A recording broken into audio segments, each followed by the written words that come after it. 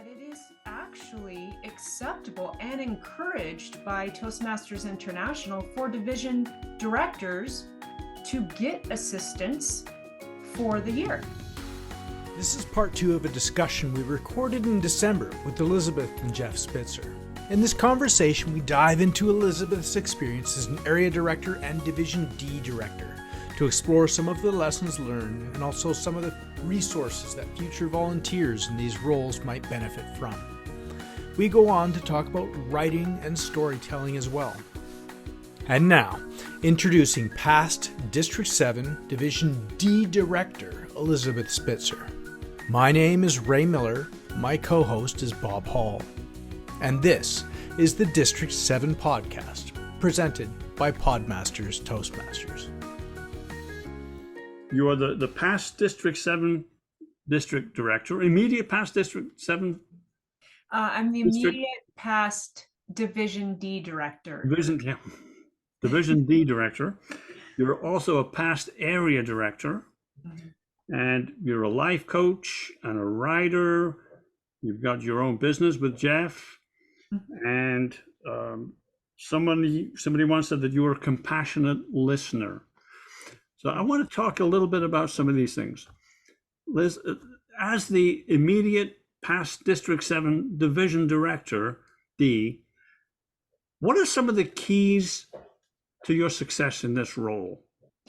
I think if one was to look back for the 2022 to 2023 year for Division D, any success that they see on the outside, I really have to credit to Christine Seed, because she was instrumental in communicating, reaching out to clubs and officers, and just seeing what people need. She's phenomenal in her administration skills. And she is actually that is why I reached out to her. So I would say that as a leader, maybe one of the things that led to success of Division D is that I didn't try to hold it all by myself.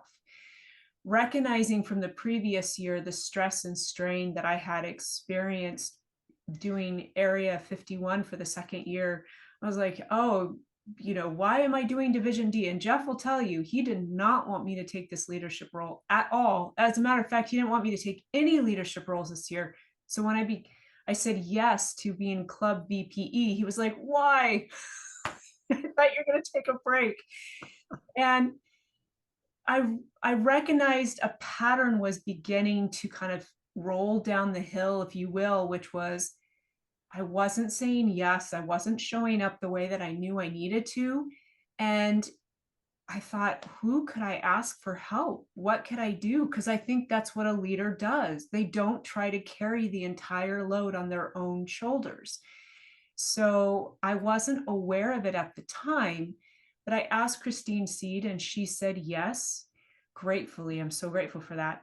And then I found out later that it is actually acceptable and encouraged by Toastmasters International for division directors to get assistance for the year.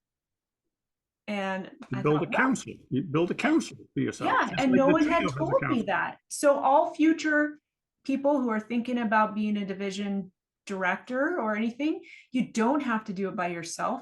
Think of a team of people that you can delegate things to, because that's perfectly acceptable and encouraged by Toastmasters International. And it's a great way to practice leadership skills. That really leads into my second question to you. I mean, you were which role did you prefer, as the division director or area director? Oh. And what would you say to encourage newer Toastmasters to take the plunge into district leadership? Well, area director, I think by far I enjoyed the most, because there's that direct one-on-one with the members of the club. You get to meet outstanding, fascinating, amazing people. I have a heart now for Area 51 that I just have a heart for every member in that area. Stevenson, Hood River, and the Dalles, and now there's a new one in there, Gresham. is in there as well. So it just getting to know those individuals, getting to know what lights the fire for them to be a Toastmaster, what are their reasons for being in Toastmaster, and what are their reasons for not engaging at the district or international level. Sometimes clubs are just, they've been together for 60 years. And so they know each other's lives inside and out. And so coming together once a week sometimes is just reinforcing that connection. And how can you honor that? I loved doing that. In the division role, I enjoyed the orchestration of the meetings, like creating and coordinating the meetings for the area directors and doing Excel files to kind of keep people up on track and stuff like that. But in the end, we didn't really use those Excel files. So everyone has their own method and style of staying organized. So honor those. Mm-hmm. To people coming in who have never done it before, I would say jump right in, because Toastmasters is a large part about networking, getting to know people, getting to know what makes them excited about life. And sometimes it's not just, joining together once a week, but getting to share ideas, getting to share philosophies, and even sharing politics at times. And you can't do that if you only stay within your club. So moving into an area role is really going to get you out there, get to know people. And then in the division level, that's an extra challenge. One of the core values of Toastmasters is the core value of excellence.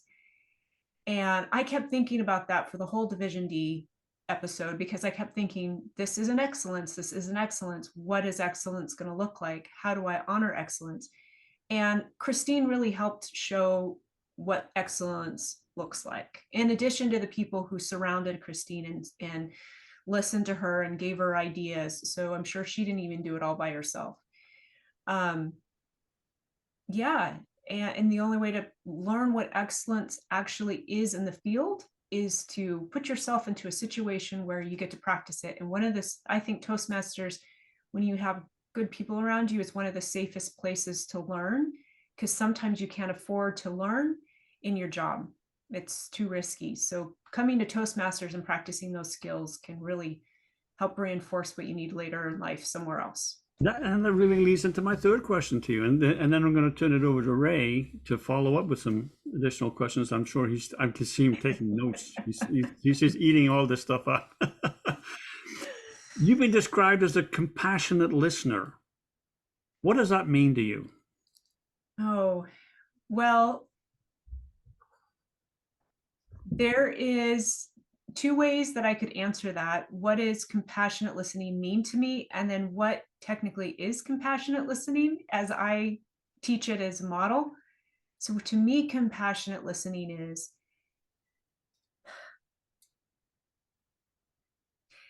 let's go by definition first.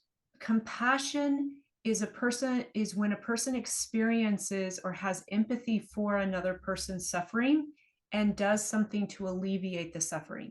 So it is witnessing and experiencing the emotion of that person, recognizing what that is and how that feels and all of those things. So you're like suffering with them. And then you do something to alleviate their suffering. That to me is the definition of compassion. So to me, when we're listening to somebody with no intention of giving them advice, telling them what they should do, because should implies a lot of judgment, not labeling the people in their life, not labeling them in any way, but simply offering this witnessing space where people can really be open and raw and even vulnerable and express true authenticity and genuineness and say words that might sound really, really bad to someone else's ears. And I was telling my husband the other night, he was a very big compassionate listener. I said, I'm afraid to say the things that I wanted to say, because if you give words life, it feels like you're responsible for them. And so to me, I think compassionate listening is listening and letting words come to life and bearing that, don't giving, sorry, I'm pausing over my words or stumbling. Letting somebody air and give life to words, but not expecting them to be responsible for them at that That moment in comes time. into my first question. Yeah. Because like in our conversation, in our pre-interview last week, I took down 3 pages worth of notes and all kinds of threads that I was really interested in following up on. One of them that I wrote down and I circled was pickleball for dummies, but we can come back to that later. Okay. One of the stories that you kind of touched in on, and I'm interested, not necessarily if it's changed your writing for your speeches or your Toastmasters end of it yet, but you mentioned you'd gone to a writer's retreat. Mhm. And how did that affect your storytelling or your writing process? What's like, was there anything, what was the first takeaway that comes off the top of your head that you didn't realize going into it? I've never been to a writer's workshop, and my mom Mhm. had invited me to go. And I will share 2 key things that I learned, and I'll be brief on each one. The first thing that they invited us to do was to do haikus. I'm sure many people either love haikus or they hate haikus. I don't know what a haiku is. So I believe it's 3, 5, and 3 syllable phrases. So first one's 3, next one's 5, next one's Yes. 3. I was like, what? And I'm verbose. Trying to get a verbose person to 3 syllables, 5 syllables, 3 syllables sounds like asking somebody who's never trained to climb Everest. Hmm. I panicked. But they talked more and more about what the spirit of haiku is, which is Yeah. about framing what you say succinctly, cleanly, and yet with impact that leaves the person who read it able to read everything else in between. So that lesson taught me about succinct, that less truly is more, and that you can leave somebody who's listening to you with a story in the background. You don't have to share it at all. The second one was called First and Last. So you take a whole story that you want to write. Let's say it's a story about going, I'm going to use Bob as an example here. Bob hiking the PCT trail, which is the Pacific Crest Trail. So when Bob thinks about telling his story, he's going to write his opening sentence or his opening line. And then he's going to write the last line and that's it. He's going to write the first line and the last line. That's it. And in itself, the first line and the last line should tell a story that you want to hear. Bob, you remember the discussion earlier today? What was the thing I told you to do? Write the last line. What do you want them to come away with? What do you Yes. want them to come away with? I love that. I'm thinking of the haiku and the way you describe it. It sounds almost like the same way I think of table topics. This whole idea of you frame whatever the first idea that comes to mind with. And if you have that first idea that comes to mind with, you've already got your last line because you know you're going to do with it. You're going to take that first line and it's going to become the last line slightly changed. Then you put a little bit of stuff in the middle. And that's how I feel comfortable doing in table topics. But I'm really interested in this writing process because it's like writing feeds into speaking, speaking feeds back into writing, and storytelling evolves not only the stories, but your memory of the stories too. So all of that seems to feed into itself. Like we talked about, you have a focus on mental health and shadow. I call them shadow syndromes.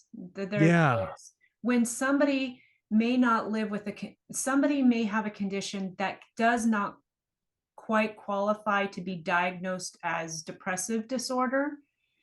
and yet they feel like they live within the shadow of depression. And it's sometimes very confusing and it feels like something's wrong. And yet, when they go and do a diagnostic assessment with the clinician, they may say, well, no, you don't have depression.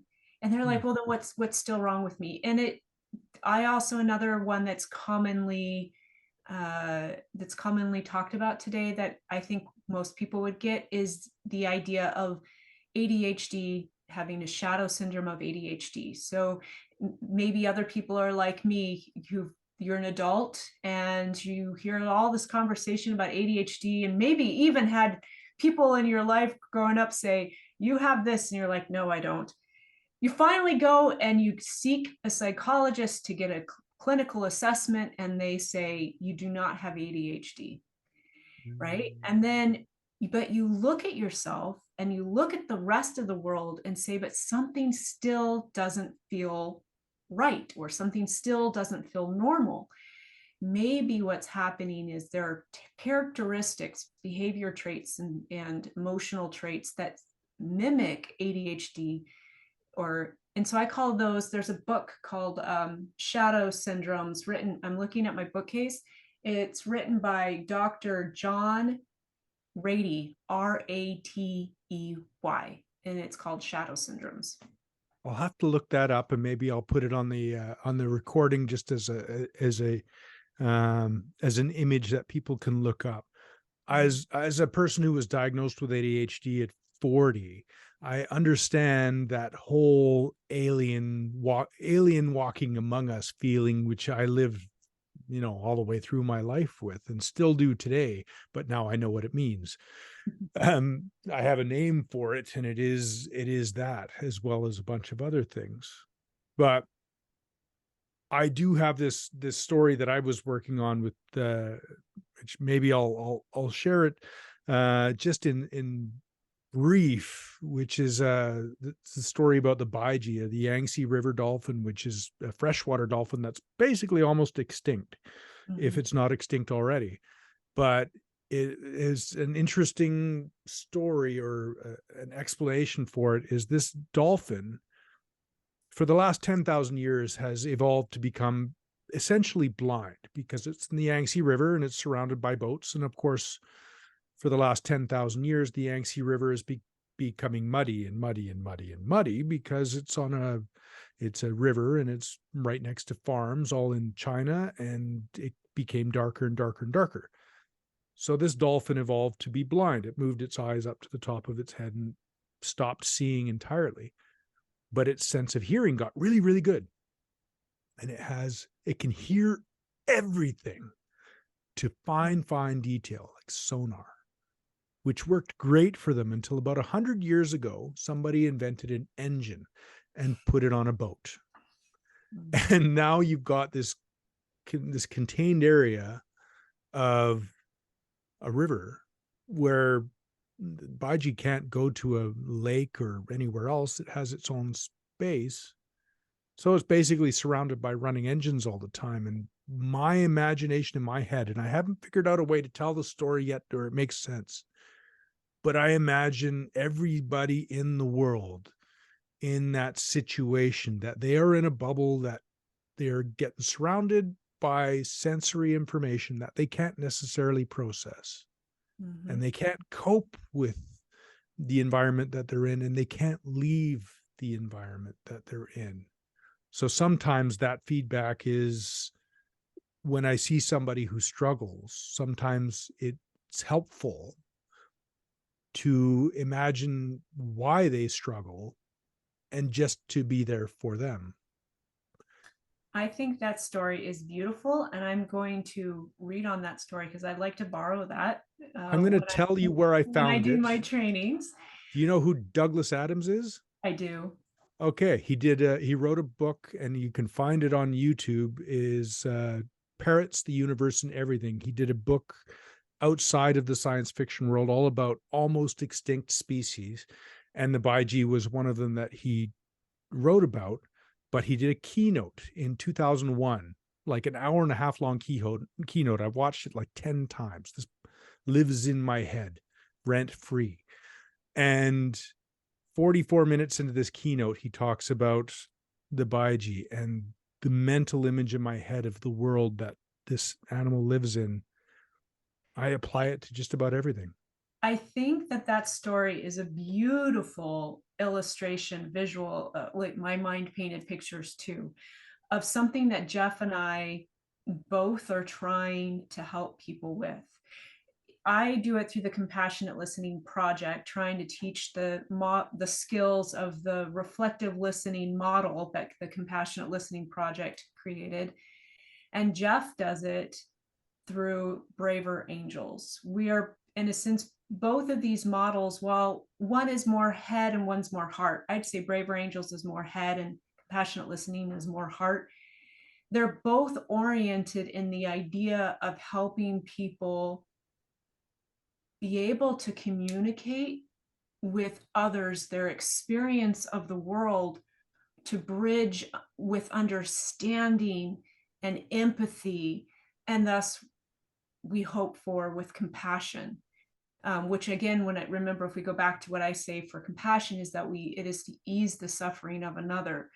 So I think Braver Angels also hopes that if I understand what the person on the other side is experiencing in their world, that they're afraid that they're no longer going to have their river, or they're no longer going to have their bubble, that this is what drives the behavior, that understanding could lead to the compassion of easing their fear in some way. So I think that Jeff and I, while we work with projects that are one more head or heart, I think that story just beautifully illustrates what I think the intention of both of our projects are, which is to help people who are trying to share what their world experience is with other people. But everybody we meet is fighting a battle we know nothing about.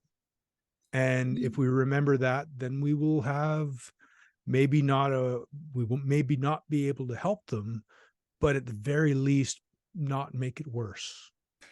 Not have our reactions on it. Yeah. That was episode 7 of the District 7 podcast. We interviewed past Division D Director Elizabeth Spitzer. In the next episode we have scheduled is the third part of this long conversation we recorded in December. I hope you tune in.